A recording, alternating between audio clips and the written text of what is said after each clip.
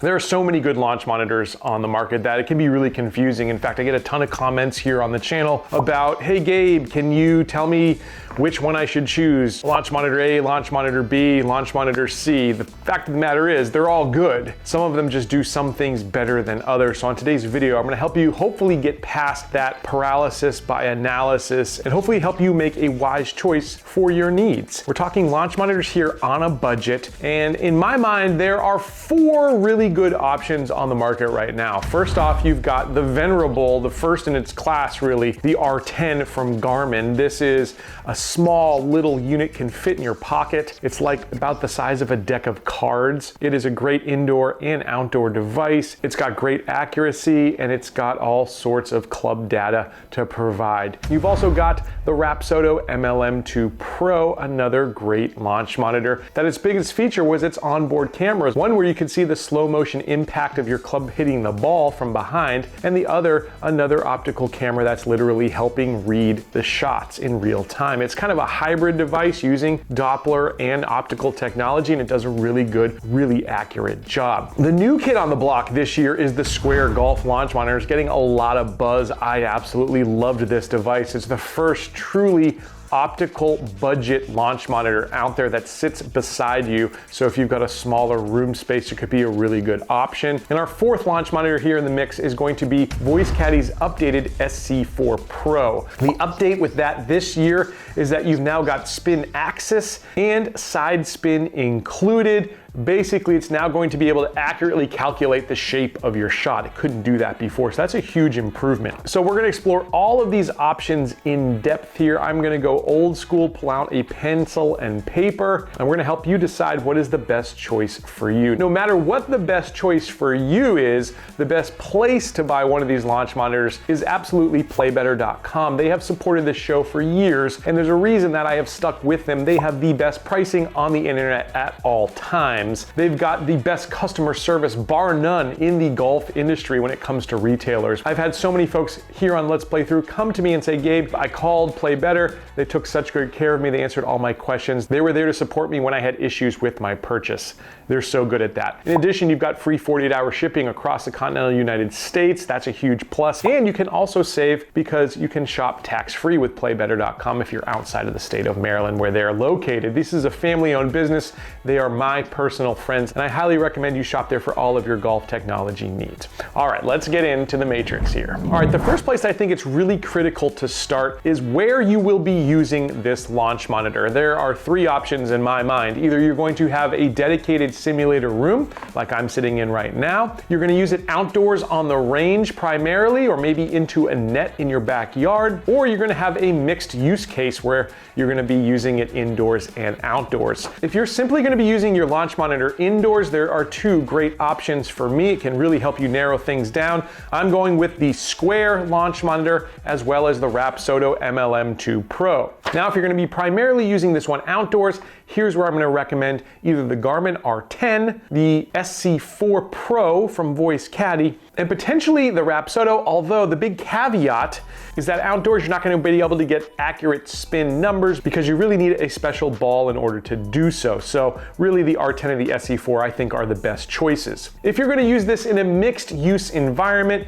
here's where I think you can go Garmin R10, SC4, or the Rapsodo. All right, time to dive a little bit deeper here. Let's start with indoor only. Like I mentioned, we've got the Square and we've got the Rapsodo. The next question I'm going to be asking you is, are you okay with a subscription? A lot of people struggle after having spent hundreds or thousands of dollars on a launch monitor. They don't want to have an annual subscription. They're really against it. So is subscription a deal breaker for you? If it's not, we can move on. But if it's yes, then we have a winner in the Square Golf launch monitor. If you just simply want to use this as a launch monitor, it's completely free. You will never have to pay another dime. If you want to use the simulator, they use a credit system where it's going to come preloaded with a number of credits in order for you to play about 50 rounds of golf. And if you want to continue using their simulator, then you can top up and continue to use this one.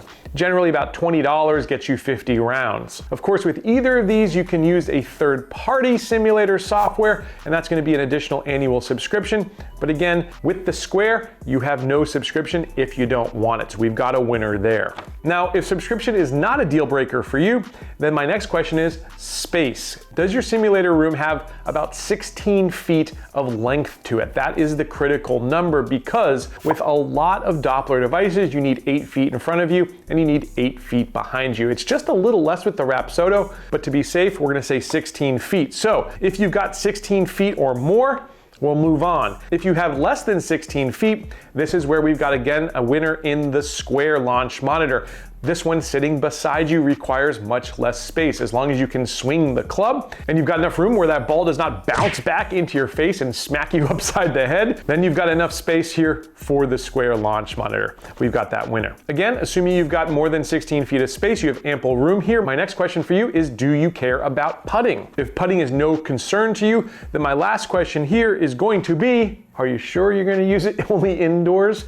Because if not, it is really nice to have the option. So if that's a yes, the Rapsodo is the one for you. Again, if that's a no, we'll stick here with the Square as our choice. That wraps up this side of the matrix. Let's move on to outdoor only uses. Again, two really strong contenders here in the Garmin R10 and SC4. And for me, it's going to really come down to what is more important for you. These two systems do things a little bit differently. The Garmin R10 has no screen on board. It's just a little box that sits behind you and everything takes place on the app. So you're going to have another device, whether that's a phone or a tablet. The SC4 has a nice screen, which is going to give you the launch data in a visual representation. You can also get audible feedback directly from this unit because it has an onboard speaker. But with the Garmin, using that phone or tablet, you're absolutely going to get more data. Now, much of this is going to be calculated data. That is just the nature of a Doppler device, which is really reading the waves bouncing from the ball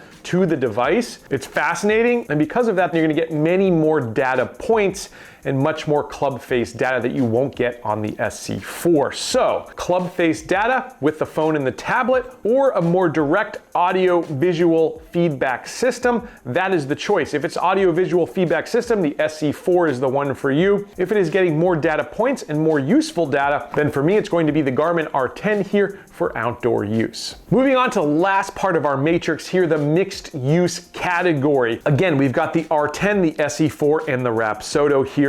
My question to you is going to be, are special balls okay? The Garmin R10 is going to use an RCT ball. The Rapsodo is going to use an RPT ball. They originally launched with just Callaway, but now they have some new options from Titleist and other manufacturers. Either way, you're going to need a specialty ball to get the most out of these. With the Rapsodo, you need this for spin, bar none, but if you want the most accurate results out of the R10, you also will need those RCT balls. The SC4 does not require special balls though, although again, I think an RCT ball will make it a little bit more accurate. But if no is the answer for you and you don't want to worry about having specialty balls, the SC4 I think is the choice. If specialty balls are not a concern for you, then I've got another deciding factor. That is going to be with the Garmin R10, you've got that calculated club face data, which I find to be very accurate, and I think it is going to help you improve your striking consistency. And on the flip side, the Rapsodo has that camera on board that we talked about that is literally going to show you the impact location